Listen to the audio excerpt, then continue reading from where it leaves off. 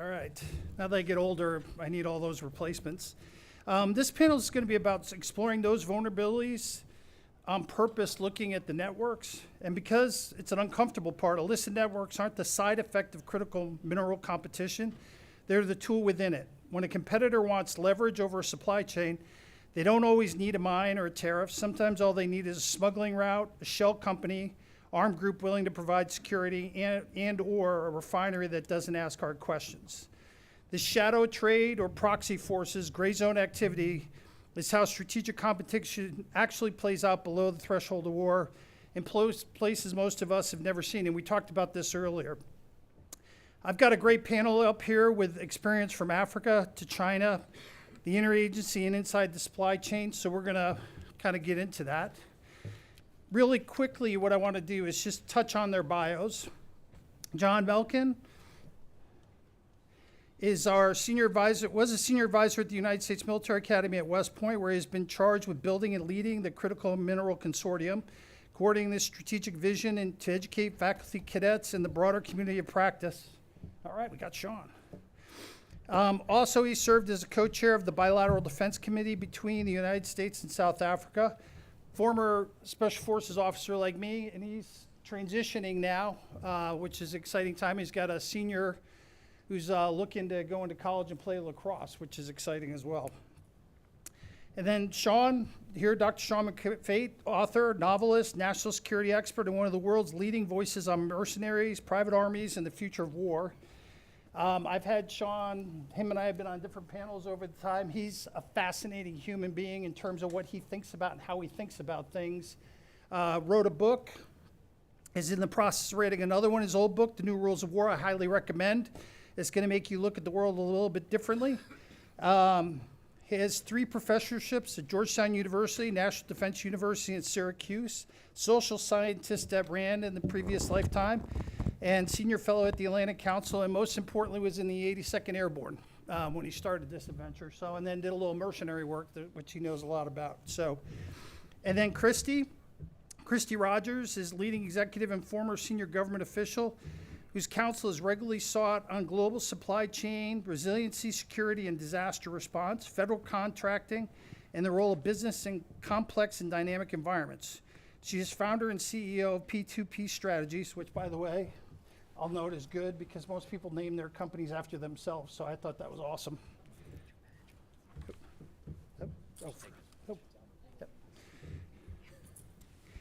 And operates at the most senior level with industry and government. In April 2020, she founded Industry and Global Supply Chain Task Force. She's worked for the Department of Transportation, Defense, Homeland Security in senior level positions and spent almost a year in Iraq, which is notable. That's not a nice place. Probably, when were you there? 03, 04. Oh yeah, it definitely wasn't nice back then. Also is on BENS, which is, as we know, is a great place, great organization, and Women Foreign Policy Group Board. And lastly, James Mendelsohn, VP Intel for Pamir, 30 years China expert, co-authored Chinese Industrial Espionage, which was the first comprehensive account on China's illicit acquisition of foreign technology, which is a hot topic. And then also looked at Chinese military commercial activities and addresses government and has written Wall Street Journal and others. So great panel. What the goal is today is we're going to take a couple questions as we go through, and some may add to it, but I really wanted to get at their expertise. So for our first question, which is going to go to John, you're building the Critical Minerals Consortium at West Point, and you co-chaired the Bilateral Defense Committee with South Africa. You see this from both the institutional and the government-to-government side. Set the table. When we talk about illicit networks in the African mineral space, what are we actually describing, and how much of the continent's mineral flow moves through channels that are illicit, gray, or simply undocumented? Thank you, sir. Appreciate the introduction and the opportunity to go ahead and talk about that today, and certainly the excellent question. I'm going to probably take this back a little bit too far and be a little bit too pedantic. That's the professor in me, 15 years of lecturing cadets, and it's reminiscent of it here, normally in a 2-hour seminar after lunch where I try to keep them awake. Hopefully that doesn't reprise itself now, but what I'd like to say is that when you look at the African continent to begin with, it's already a challenging environment. There's a rubric or a map that many people show, whatever else, which will show the actual magnitude of it with at least 3 United States, the full land mass inside of it. So just by its sheer vastness, it already presents a sort of a challenge for operating on the continent and sort of getting from point A to point B. And then geographically, when you look at it, it's largely an escarpment, so you have very large rise of altitudes away from the littoral coast. And you get into very dense forested areas, in particular with the second largest rainforest in the world in Central Africa. Ironically, where many of the minerals that we require and need are located. And then also in the north, you have a vast desert expanse with the Sahara that makes it an impediment to get sort of from, like I said, from A to B. So when you look at over time too, and sort of the contextually for the time periods or whatever else, and we'll just start with the ancient history, if you will. I mean, minerals were moving across the continent naturally for so long. You go through from the Stone Age into the Iron Age, Bronze Age, et cetera.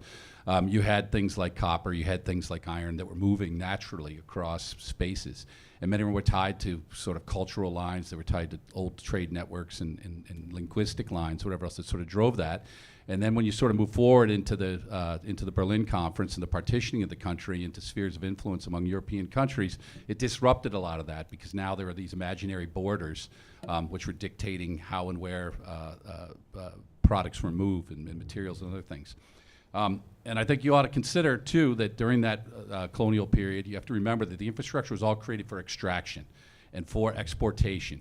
There was no thought or mind given to be how you could refine these, process, refine, or do anything within the country, or that any part of the value chain could be derived from within it.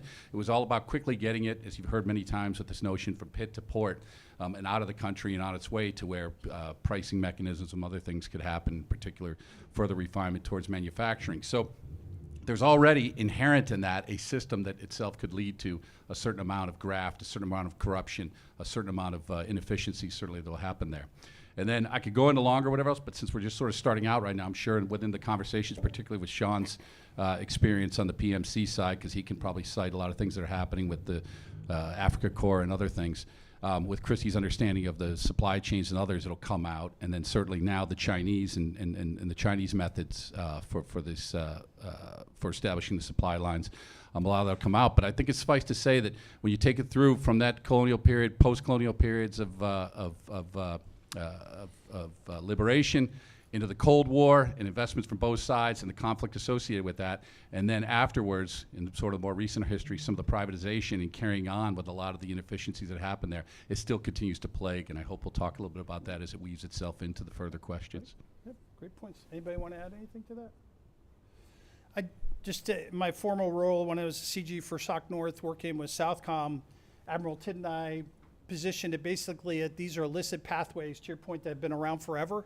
The commodity changes, but that culture and that pathway mindset is there, which was fascinating because it was looking at it from a different, instead of just looking at drug cartels doing it, it's, and then how do we get it, which is really complicated from that side. Great. All right, next question. Sean, you've ridden with armed groups in the Sahara and done reconnaissance with in the extractive industry. Wagner and its successors built a security for minerals model across Africa. How does it actually work on the ground, and why is it so hard for the U.S. and partners to counter? So, this works or not. All right, can you hear me? Yep. So what Wagner's doing is not new. I was doing this 20 years ago with a lot more finesse and success. I want to. There's no human rights folks here. Okay, off the record. Wagner is doing what all mercenaries historically do between contracts. They've gone into business for themselves. And this is true whether you're in Machiavelli's day, with the White Army becoming racketeers in northern Italy, to executive outcomes working in Africa in the 1990s, to what Wagner's doing today. Prigozhin, who owned the Wagner Group, he always kept his best mercenaries in Africa looking after his business interest and threw all the trash into Ukraine. They are still there. Some of them have rebranded as Africa Corps, where they're basically just sitting on their fourth point of contact, doing nothing. But some of them have gone into business in organized crime and racketeering, and they are smuggling diamonds, gold into the Gulf states like Dubai, maybe Qatar, and out to market, which is mostly in Russia. And they're also in the tramadol business. Tramadol is the cheap man's cocaine. And that's what a lot of fighters take before they engage in battle. It's like a high. It's also what a lot of miners take to keep them working. It's all more money. And Wagner is deep in that in the CAR and other places.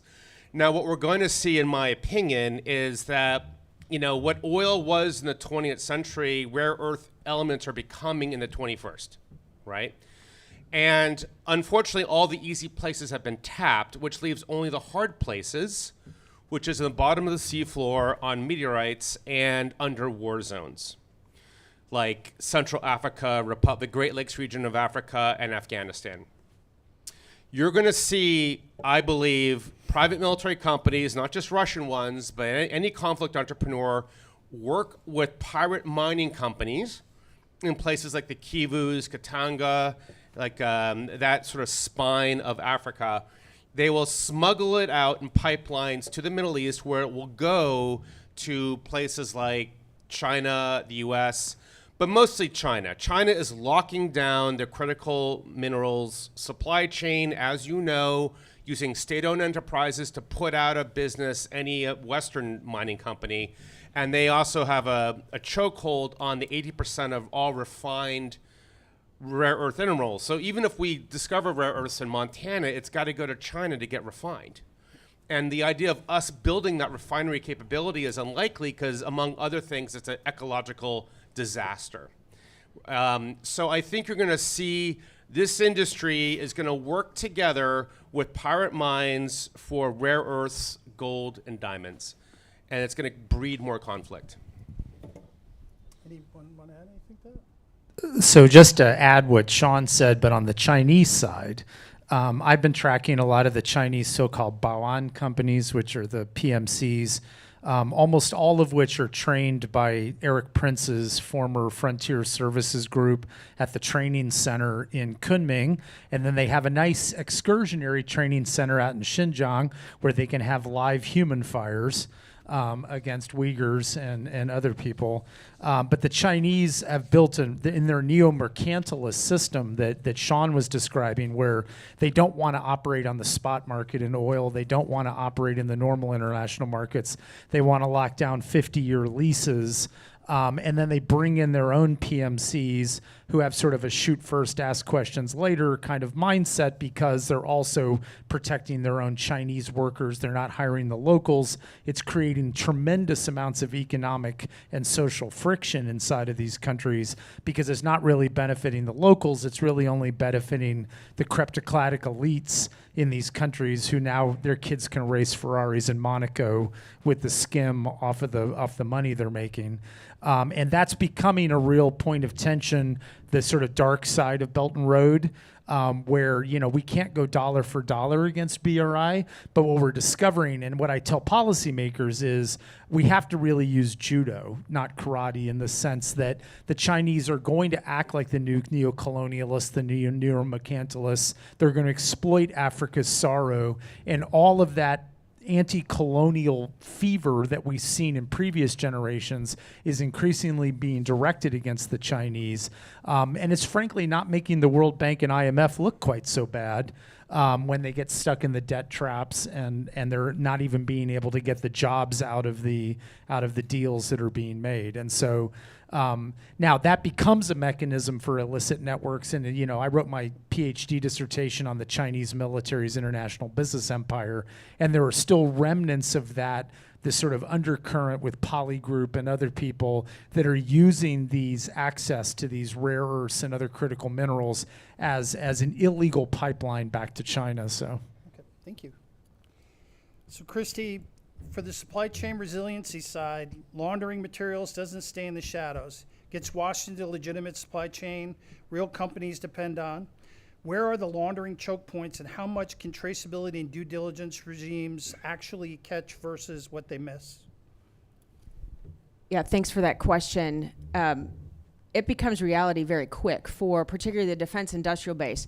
So the Global Supply Chain Task Force that I founded over 6 years ago is now PRISM, and it's actually still the only industry-led global supply chain organization, and it includes some of the largest mine global companies from Rio Tinto, BHP, Glencore, to some smallers, including USA Rare Earths, ReElement, and others, but also General Motors, Siemens, Lockheed, Panasonic, Caterpillar. So we've got a lot of OEMs. And when requirements start coming out, rightfully, from U.S. government, either it's Commerce, Customs and Border Protection, or Department of War, for the provenance of origin, or making certain that components of your, let's say lithium battery, do not come from foreign entities of concern, it becomes very real to the company of knowing full transparency and having supply chain illumination of your whole value chain. The choke points are the refining, the processing, the smelters. That's the choke point. And a lot of the, let's say cobalt, take for example, coming from DRC, there are a lot of artisanal mines. The choke point is when coming from an artisanal mine, they transport the cobalt to maybe a rail station and it gets commingled. It's lost now. How do you actually trace it all the way back to the mine when it's lost at that choke point? So some of the requirements that are coming out of Department of War, while good and necessary from a national and economic security standpoint, from a reality standpoint, it's going to take time for full transparency in the supply chains from tier 1 suppliers all the way down to sub-tier. And it's important, it has to happen, but it's going to take time for it to happen. Traceability, extraordinarily important to incorporate as part of a multi-layered strategy to ensure, for due diligence, to ensure that you know what's happening in your supply chain. But when a company is relying on, let's say, one sole supplier for graphite, and there's only one nation that processes and refines graphite, it is very challenging to understand and almost unrealistic to prove where the point of origin for that graphite came from. So it's going to take an unprecedented level of cooperation and collaboration between the US government and the defense industrial base in particular, but generally the industrial base, to ensure that we know where it's coming from. And we also really have to continue to focus on diversifying our supply chains away from one sole provider and one sole nation, particularly an adversarial nation. Kristi, one quick question just as a follow-up. Some of the other work I've done. How's the dark fleet or the shadow fleet play into that? Are they shipping that, or is it just primarily oil? No, they are shipping it. Yeah. 'Cause I was No struck, doubt. I was struck just going through a TTX on this. The bags are like 500-pound bags. Mm-hmm. So, I mean, you would think these are not hard to find, but like you said, it gets blended in right away. Well, when minerals are found where minerals are found, right? Yep. And it's been the wild, wild west or wild, wild south for a very, very, very long time. And the actors, the miners, the security forces are entrenched, ingrained. And a lot of the host nations, let's take Congo, for example. I don't want to pick on them, but I will for a second. They don't have the expertise or regulatory framework where you can actually require point of origin for a mine. Well, maybe if it's owned by, Ivanhoe or, a new contract coming in Virtus, but not an artisanal mine. Yeah. And maybe they're getting kickbacks, the government, from the artisanal mine and not requiring licensing. So it's going to be, I think we have an opportunity with all of these negotiations and bilats between nations and the U.S. government, particularly critical mineral agreements and trade deals, to require and provide technical assistance for regulatory frameworks. Good. Yeah, I was going to add to that a little bit, just by saying again, as I opened up with some discussion on the geographic challenges and others, I started to hint at it, but it's worthy discussing right now. That's understanding a little bit about the historical legacies of it. Because again, this whole notion of extractives and export and the means for the infrastructure that supports that carried through not only, but also carried in the physical side of moving things, but it also took over in the form of how do you control those supply chains and things that are happening. So you would even see, referencing as far back as the Belgian Congo, sort of these countries within a country or a system within a system, or in particular, some of the breakaway provinces like Katanga and others that if you look back to 1960, 1963 and sort of the start of the Congo Wars and our own U.S. and Western, I guess, will to go ahead and intervene as a means to be able to protect supply lines, supply chains and lines that come out of there, though. When you start to get into the end of the Cold War and all the investments that are happening, you get into the wars of liberation, then you get into suddenly this privatization that occurred in Zaire later on. It sort of carried with it all of this crony capitalism, sort of these networks, illicit networks that supported a state function. So that's the one piece too, is that it's one thing to talk about sort of the artisanal and the exploitation of artisanal mining and what happens there, which is seen quite often. I see it a lot in South Africa in our dealings with the South African country and their frustrations and desires to go ahead and try and combat that because it could fall on criminal elements, but it also becomes almost integrated into the state function if there is a lack of transparency, if there is a lack of good governance and an unwillingness to do it. So the importance of sort of regulatory regimes, I mean, nobody hates bureaucracy more than I have been. I've liberated myself by retiring for the U.S. government on the 31st of May. However, I still keep myself firmly involved in it, but it exists for a reason. I learned that as an investment banker, and why you collateralize everything from just sort of normal loans up to large items. So the bureaucracy is an important part of that. But the other part, too, is that if the bureaucracy is not functioning, then we start to get into other problems. You look at ITSCI and some of the means by which with the 3 Ts, tantalum, tungsten, and tin, there's a desire to go ahead and regulate those and a desire to be able to go ahead and make for transparency and good transfer of products in and out of that lakes region. But when that itself, this process itself becomes compromised as a result of a certain amount of corruption or things that happen, then you not only fail in your attempts to be able to go ahead and combat it, but it also becomes somewhat institutionalized and accepted. So again, it's a noble effort for us to work with partners, host nations and others to be able to go ahead and do that because as Kristi talked about, it's just so difficult to go ahead and separate what doesn't exist, and that's another conversation too we could have with regard to the elements themselves, because it is profitable and there is a means to be able to go ahead and move items like coltan, items like gold, pretty simply out of a country. In a country like Congo, which could have 80 to 95% of its wealth escaping out through illicit means, just those elements themselves. So we just can't treat rare earths and or critical minerals as a whole. You have to look at the difficulty that exists within any one of those product lines and the geographies where they move. Thanks. Okay, James, you spent your career mapping how China illicitly acquires foreign technology. Where's the line between purely criminal activity and state-directed or state-tolerated activity? When does a smuggling or acquisition network stop being a crime problem and become an instrument of a competitor's statecraft? It's an easy question. Yeah, absolutely. Thank you, General. Well, the big difference in this case with China is, in many cases, what we've been talking about thus far is lack of state capacity in Africa or a kleptocratic state in Africa that is living symbiotically with illicit or criminal networks. The difference in China is that at the state strategy level, and this is a state with a lot of bureaucratic capacity, spending more on internal security than they do on national defense.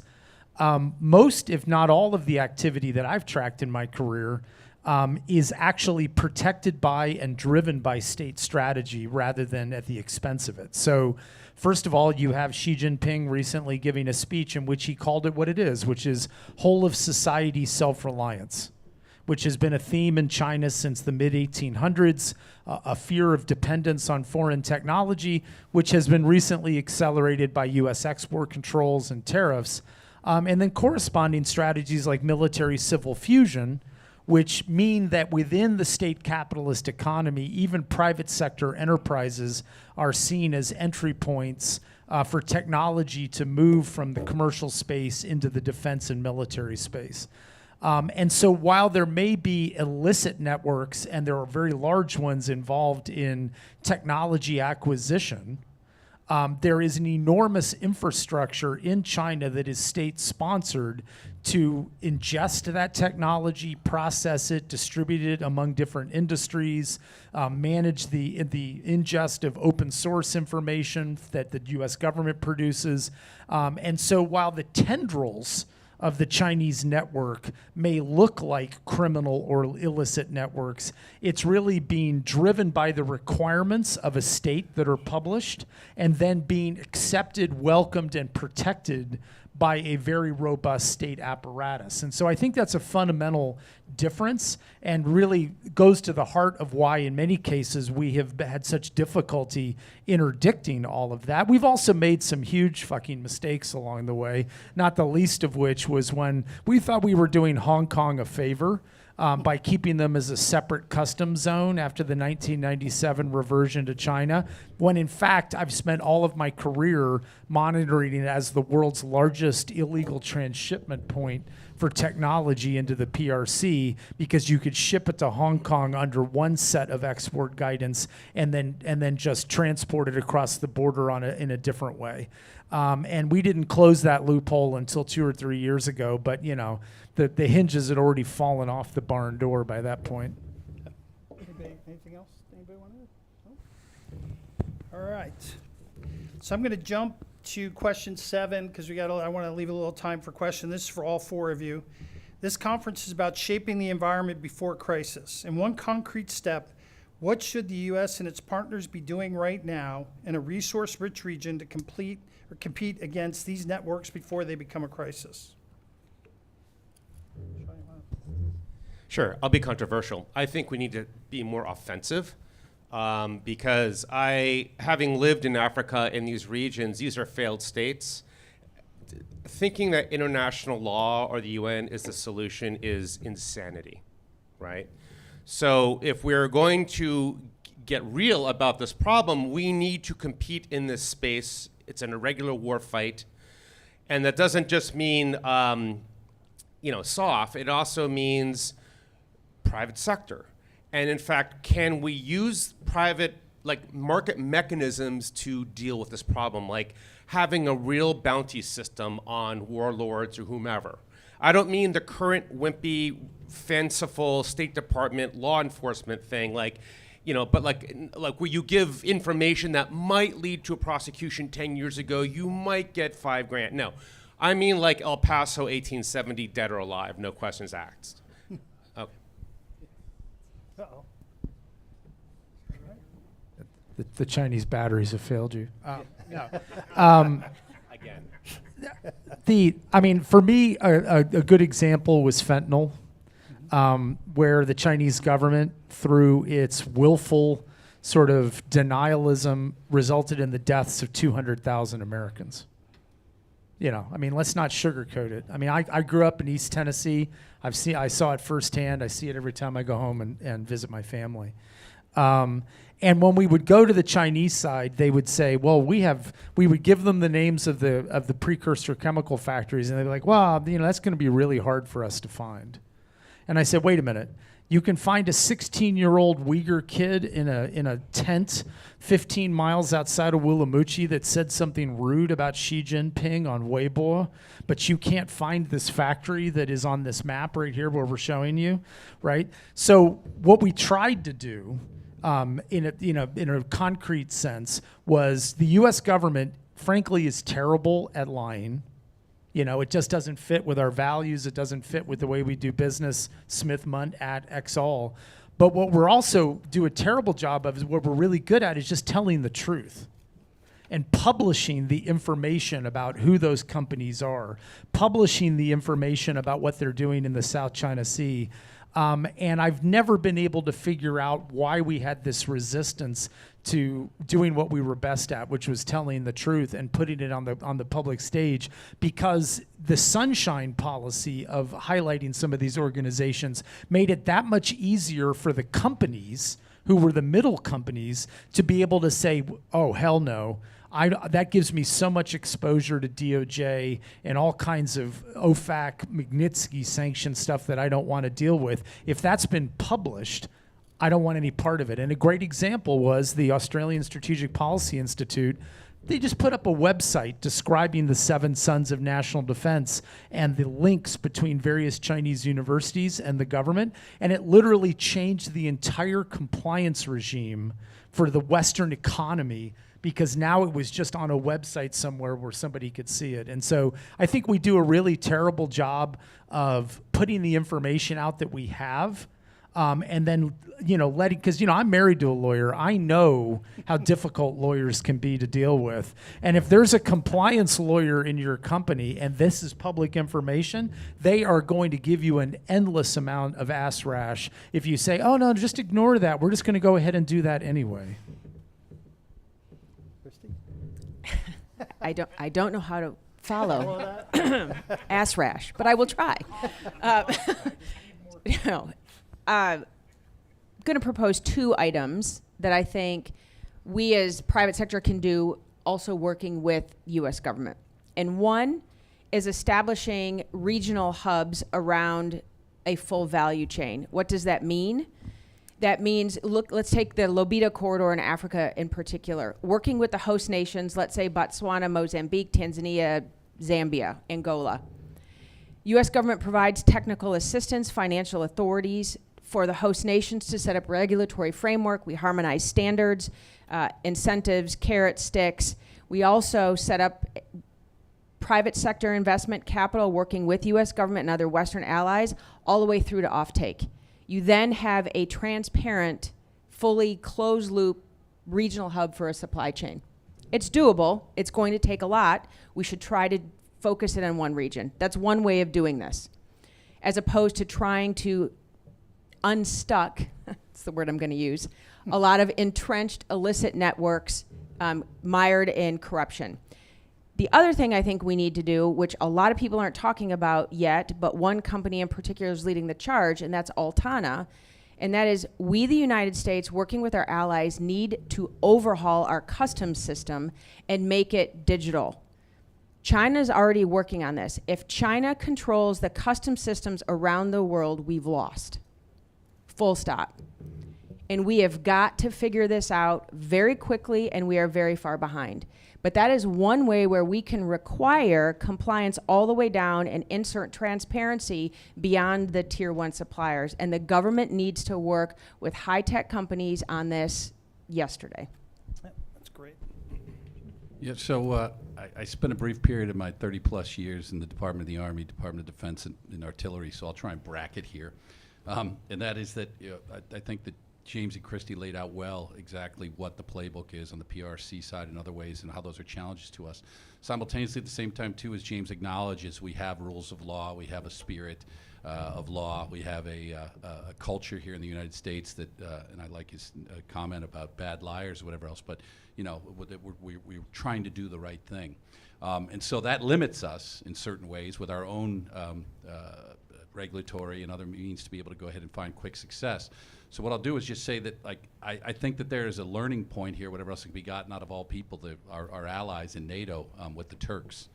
It's a fascinating case that if you haven't looked into it, I'd just take a look at what they've done on the African continent. It's quite fascinating to me, and I'm even beginning to understand the depth of it. I used to get so frustrated when I was the SIO for U.S. Army Africa, and I used to have to go on the continent to 30 countries routinely. I'd have to fly to London, I'd have to fly to Paris, I'd have to fly to Rome or wherever it was in order to be able to get to certain spots, whatever else. But they're revolutionizing air traffic across the entire continent, what it means to be able to go between small hub airports and other things too. At least that's a long-term plan that they have. And with their world-class airlines, whoever's able to do that. Everything from drone manufacturing, and they've done it in such a way that they haven't had to be the Chinese and they haven't had to be America either. They've done it too with a lot of affinity they've built across the nations. Is sort of there's some grievance notion in there that they can lay in on history, whatever else as a means to be able to connect. There is this, the other, if you will, if you look at it from just an identity construct, what else they've done. But the actual empirical effects of that is that they're making inroads into business, into banking, into many things that are happening there. So again, personally, I'm starting to study this a little bit. I urge all of you to take a look at it if it's of interest as well. I think it can inform us on some of the ways, the hybrid ways in which we can be effective on the continent without having to, again, be sort of shackled by our own restrictions and or violating those in order to pursue a more merciless or mercenary stature on that. Good. All right, we've got 10 minutes for questions. Any questions? Oh, got a couple coming up.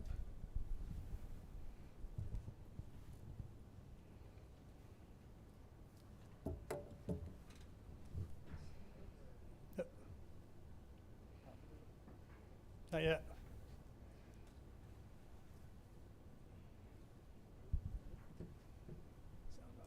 Hello. There we go. Yeah, I have a specific question about STEM PhD students with Chinese illicit activities. So I'm coming from Cornell University. There's thousands of Chinese STEM students there. And from what I've been tracking with FBI and CIA tracking, they arrest quite a bit of Chinese STEM students who are stealing sensitive information. I was wondering if you could talk on that, if you've touched on that in your research. Sure. Actually, for many years, I worked very closely with the DOJ China Initiative and the NSF and NIH research security initiatives. And I was often the staked goat that they would send to Committee of 100 meetings to try and talk to Chinese American audiences about sort of the phenomena and what they were trying to do and what we weren't trying to do. And one thing I always reminded policymakers in those audiences is that we had 300,000 Chinese students in the United States, the vast majority of which are here to better themselves, to get better degrees, and to live a better life. And many of the ones that we were dealing with in these cases, I encouraged policymakers to see them for what they were, which were victims. In many cases, these students, their families were still in China. They were under a tremendous amount of pressure. They're under a tremendous amount of surveillance. We have done a terrible job of pushing back on Chinese government transnational repression in the United States. There are many people who are being forced onto airplanes and taken against their will back to China to not complain at the gate because they're being told that their families are being held hostage and they need to go back to China. Exit bans, not being able to come back to the United States. So I just encourage people to not sort of get wrapped around the axle of some sort of John Birch mindset that, we've got 300,000, undercover agents in the United States. There are bad actors. There are certainly bad actors driven by financial incentives, and the Chinese government creates those financial incentives. And so at the end of the day, this is really about the incentive structure that the Chinese government has created to encourage these kinds of technology transfers rather than seeing these students as actual, trusted agents of the Ministry of State Security. And so with that layer of complexity, though, we all know that our hard science departments in this country would literally fall apart without Chinese and Indian students. So we need a generation of STEM education in order to build an American pipeline to replace that. But in the meantime, if we want to actually be an R&D powerhouse, we actually need all of those foreign STEM students. And they make a tremendous contribution. And frankly, a significant percentage of them stay in the United States and found companies. I mean, Alexander Wong and other people on the AI front are perfect examples of this. So I'm not Pollyannish. Obviously, I've been an expert witness in 12 DOJ prosecutions of 1831 and 1832, and I'm 12-0, undefeated, like Michigan in 2023, undefeated. But again, we don't want to oversimplify the issue, and I fear that's where we're going with this sort of enemy within sort of narrative that has been dominant for the last 6 or 7 months. And it really, frankly, in my personal opinion, in China, you point at your nose and you're talking about yourself. It goes against our values to act that way. Yeah, I'd like to add that too, and to your question, and just sort of from my own empirical experience, I guess. I serve on the board of the George Bush School of Government at Texas A&M University, and I was a graduate there, so as a student, albeit sort of a soft science, we had a tremendous foreign population. In fact, I used to joke that in addition to being home of the Fighting Texas Aggies and the football mecca of America, I'm sure my friend from Ann Arbor would disagree. But at the same time, you would routinely see like one of the largest cricket leagues in all of the United States going on. So there was a sizable presence. And Bob Gates at the time was not only the dean when I was a student at Bush, but then later on when he was the president of the university, he was fiercely, and he wrote a famous op-ed. You can go back and look at it from about that time, 2005, 2006, somewhere in there, whatever else, defending the notion of hosting foreign students, to many of the things that James talked about, the value and all that. But I think, too, that there was also, and there's plenty of law enforcement, plenty of other means and apparatus to be able to go ahead and sort of monitor that and do that, and certainly a regulatory presence from the university to try and police itself. But really when it came down to practice, and you see a lot of these things only get divulged because of mistakes by the individuals and or somebody who, just like the famous, if you see something, say something. reported something from within the school. So I just leave it on that to say that this is something that when we go through our own annual training and understanding, and we have our board meets and we understand what the university is doing on various things. In certain ways, it's a responsibility of the faculty and others to be responsible stewards of what happens. And so just like anything else I learned as as an Army officer over the many years or whatever else, you're not responsible for the successes, but for the mistakes, and take the time to go ahead and do the development, be aware of your situation and mind it, whatever else. It's just an old-fashioned leadership, I think, that starts from like the lowest level of a university student all the way up to sort of the president with a responsibility to try and foster a good community. Thanks. So good news. We got 10 extra minutes, so we're going to go for 15 more, so we'll hit the Q&A. So. Uh-oh. Seems to turn off. Okay. There we go. Aubrey Ruby, Atlantic Council, Tofino Capital. My question for the panel has to do with artisanal mining and just any concrete ideas of what we can meaningfully do. And to remind the room, I come from a long Colorado family. Artisanal mining was what we did. The gold rush, it was artisanal mining. If you categorized, and Sean, this is for you from our Atlantic Council, if you categorize a lot of the western states of the United States, they were failed states. We had no justice. It was in the streets. It was vigilante, people fighting over things, stealing land. So we went through it. My question is what we can do to help African partners or others dealing with artisanal mining to just cut off some of those illicit flows to things we don't want to have happen. So any concrete ideas? Sure. So artisanal mining, yes, Colorado and all the other, we were failed states. I don't suggest a United States of Africa. I don't see that on the horizon. But I would say this, is that artisanal mining is, I work deeply in the DRC and Cameroon and other places, and also oil bunkering to some extent. It is not, it's baked in. If you want to stop artisanal mining, you have to have rule of law, but to have rule of law, you have to have the monopoly of force. And that's difficult in situations where that is rentable. It's a rentable commodity, which is the situation today. So I think artisanal mining for me is way down the list.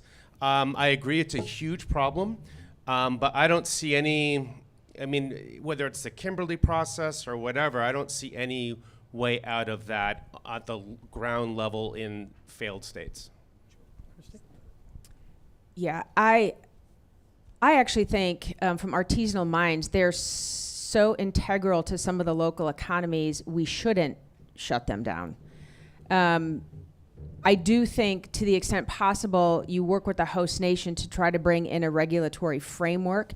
Again, I'm not seeing in a lot of the conversations on trade deals or even some of these, US DFC deals or XM deals working with Global South nations on providing technical assistance for governance and regulatory frameworks to try to bring the artisanal mines into the fold.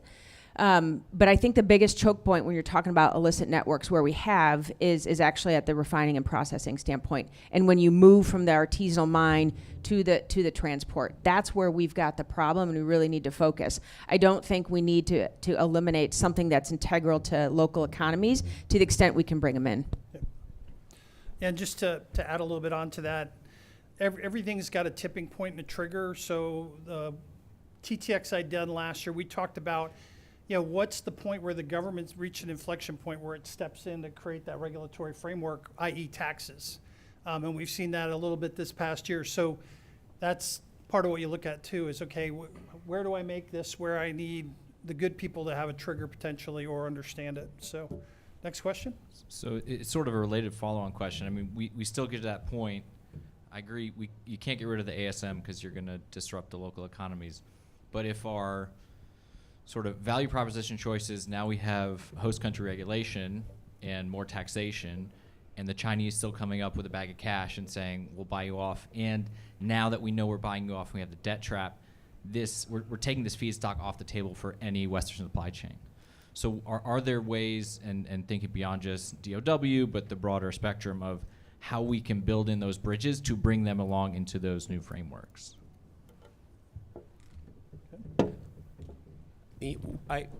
you'd have to change the Foreign Corrupt Practices Act, which, you know, you have to know, you know, which in our Congress, let's face it. Well, we have Bondi's policy diktat that said we're not going to enforce the Foreign Corrupt Practices Act. So, I mean, I think it's doable. I get your point that we're gonna. I mean, China. I've seen it. I've worked in Africa. My first 2 companies had huge African presence, and I've seen the bundles of cash walk into the president's office as I've been waiting there for 2.5 hours. Right. So we've seen it, but it is doable. We, the United States and the West, are focusing, albeit late, way late, you know, on the global South and Africa in particular. With the Libido corridor, with some of the projects that are happening, there are African nations in particular, and also South American nations, that are coming to us saying, we're tired of dealing with the Chinese. They don't think like us. They take everything from us. They bring their own workers in. Can you please help us put some regulatory framework and some governance? Don't come wagging your fingers at us and telling us how bad we are. Please come help us figure out the process and bring us along. So it's got to be a graduated threshold in terms of how you apply the regulatory framework, and working with industry that also comes in as a partner and helps build up the local economy. I think there's a huge opportunity to build processing and refining in some of these African nations. And if the US, Canada, Australia, and other Western partners come in and help train some of the local nationals, you're going to see some economic development across the global South like we've not seen. There's a real opportunity, but we have to focus, and it can't be just one-off, let's focus on the extractive process. It needs to be the entire value chain. Can I add that Africans are really good at playing superpowers off each other, and they're very corrupt. Let's be honest. And so if we do, it's money disappears, and we have sons and daughters of elites who own Ferraris in London and Paris, and we're like surprised. So I think we talk about this. It's like that's been thought about and tried before since 1950. What can we do differently? And I'm not sure what that answer is. Yeah, just a quick comment. I mean, I know you're asking for like tactical level implemented to rise up, I guess, to bubble up into real solutions, whatever else. So I hate to just sort of hand wave it at a 30,000 foot level to do it, particularly with tropes that I myself have criticized over a career that started in the Cold War and went right through the War on Terror and everything else, with this notion of like eliminating stovepiping and greater integration among interagencies processes and all these. But I think that those are roadmaps, and they're actually configurations that can work. And I'm not engaged. Again, I'm going through my own transformation and my sort of quasi-disappearance from government. I'm still a contractor, so I've got to abide by certain rules with regard to say that I don't speak on behalf of the Department of the Army, Department of War, or the United States Military Academy. I should have said that at the front end. But, you know, just sort of in my own ideas thing, I think that honestly they're aspirational things that we should work towards. And I'm familiar now with a program that's going on at AFRICOM. AFRICOM's trying to get involved in some economic investments and working with their own offices to create competitive solutions and other things that are going on. These are steps in the right direction, away from just merely being compartmentalized into thinking we're only defense. There was a question that we had talked about, maybe we would hit on the panel, whatever else, talked about that integration, particularly as I see it when we deal with our African partners firsthand with the South Africans and others. But I always say that sometimes the problem's not on their end, the problem's on our end. Just because we don't have integrated means and or integrated solutions and or integrated intent among our own instruments of power here in the United States of America. So again, taking it from sort of the specific question on the artisanal mining and transferring into yours or whatever else, I think that we need to be better collectively, U.S. and particularly integration of private sector into it too, to come up with solutions I think that are more robust and can achieve better outcomes. Good. All right, we've got 6 minutes left, so let's. Sure. We got 2 left, so we're going to do this. Melissa Lloyd, currently I work with Navy. Before I did a different few flavors of irregular warfare.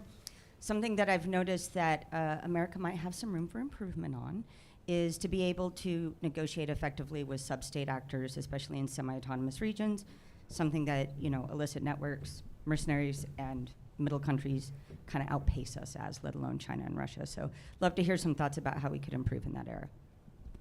It's a great point. I think the problem stems from a a state-centric bureaucracy. And political scientists. I'm a political scientist. They only think in terms of states and sub-states, which is absurd. And it doesn't just mean, these networks, but also, why don't we engage with, say, formal treaties with Fortune 500 companies, many of which have more power in the world than most 190 states? So but how do you change that in our bureaucracy and the State Department? I do not know. Peter Drucker, who's a business scientist, if you will, if there's such a thing, famously said that culture eats strategy for breakfast. And in this context, our strategic culture eclipses our strategic IQ. And I think what you've hit upon is how do we communicate with these non-state actors is exactly what that means. All right, last question. Hi, Tate Broussard, Louisiana State University and Department of the Navy. I was wondering, I know given the... Hey, you just got to get it closer to your mouth. Sorry. I know given there's like significant cultural differences between us and China that usually prevent us from standing up to something like a PMC. But in the meantime, until we can develop proper capabilities in the region that sort of establish an integrated system with our systems, would it not benefit us to relax sanctions restrictions a little bit between us and Europe to allow for sort of corporate non-state actors to develop infrastructure? Oh, yeah. Oh, look at the time. No. We have to be able to operate in the gray more effectively than we have been. I'll tell one small anecdote. I think that it reflects your question, and we can get off the stage. So I used to work for a company whose owner had a chromite mine 20 miles south of Kabul in Afghanistan. And during our shambolic evacuation out of the country, all the South Africans that built and maintained that facility all, broke and left, right? So the owner of the company had a sat phone on his desk, and it rings, and it's the Afghan caretaker at the chromite plant. And he says 2 Toyota Hiluxes just showed up, filled with Chinese guys, who said they just paid off the local warlord and that this is their chromite factory now. So the owner of the company hands me the phone, and so I'm rapping with these guys in Chinese, and they're from China Minmetals. They're a state-owned enterprise. This is not a non-state actor. This is not a criminal organization. This is one of the largest Chinese SOEs in the world that just dropped off a duffel bag of cash with Abdullah, and now they own this chromite factory. And so I then helped my boss over the course of 6 months negotiate with these guys because lo and behold, they didn't know how to run the damn factory. They didn't have any of the manuals, right? The South Africans took them with them. And so we ended up having to develop a negotiation framework. And of course, it was completely lawless, right? Because the U.S. government had beat feet. There was no rule of law. There was no structure. There was no nothing. But we did coordinate with state and DOW as to what we were doing and who we were dealing with. And we were able to build a sort of quasi-governmental track 1.5 kind of framework in order to find a mutually agreeable solution to managing that chromite factory. And to this day, the guy I used to work for is still getting 50% of the receipts out of it. So it is possible. It didn't hurt that we had a whole bunch of former unit guys on staff who could also help us when, the negotiations got tough. But, All right. Okay, a couple quick points just in closing.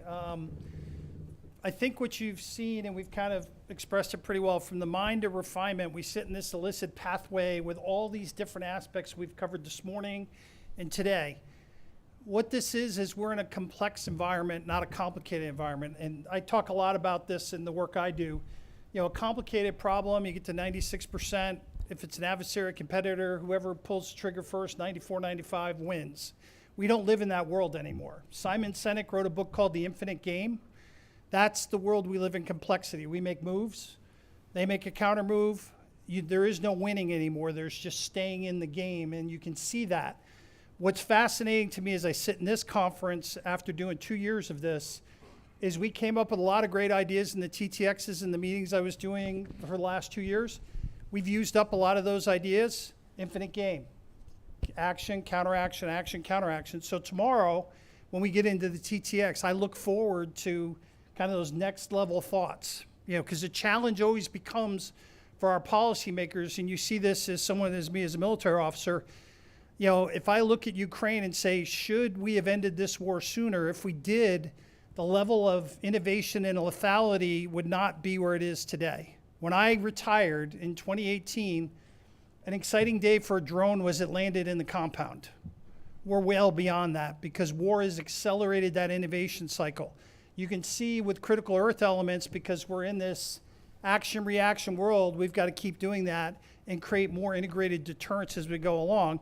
And to do a plug for the ambassador, as someone who's worked a lot with ambassadors, that country team is the focal point for integrated deterrence because they actually all sit together. Unlike here in Washington where we're all sitting in our silos, that ambassador actually sits with a whole country team and can work it. So with that, I'd just like to thank our amazing panel.